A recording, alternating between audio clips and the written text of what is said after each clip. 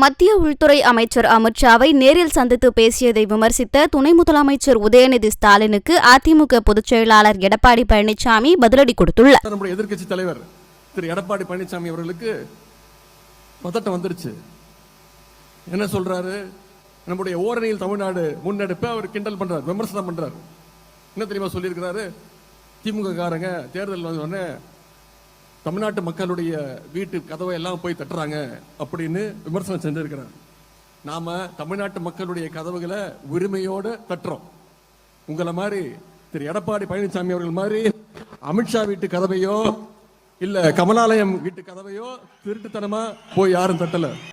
திரு உதயநிதி அவர்கள் பேசுகிறார், எடப்பாடி பழனிசாமி அமித்ஷா வீட்டு கதவை தட்டணும். என்னையா தப்பு? அவர் உள்துறை அமைச்சர், நீயும் செய்ய மாட்டேங்கிற, செய்யறவங்களை விட மாட்டேங்கிற. நீயாவது செய்ய வேணும் மக்களுக்கு, நீயும் செய்ய மாட்டேங்கிற.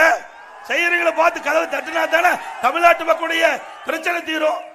நாங்க தட்டிய காரணத்தினால்தான் 100 நாள் வேலை திட்ட பணம் கிடைச்சது.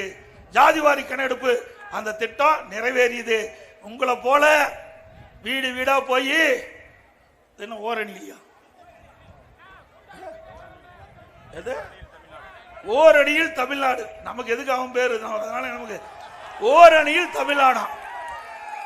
மக்கள்லாம் ஓரணியில் தான் இருக்கிறாங்க. திமுக தான் வேறு அணியில் இருந்துட்டு இருக்குது.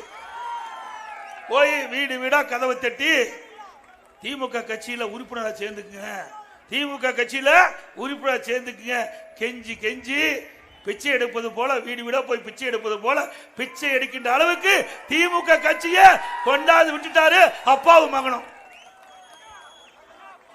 உசாரா இருங்க. அப்படி யாராவது உறுப்பினர் சேரலீனா உடனே உங்களுக்கு உரிமை தொகை வருதா? வருதுங்க அப்படின்னா நிறுத்திடுவோம். உறுப்பினர் சேருங்க.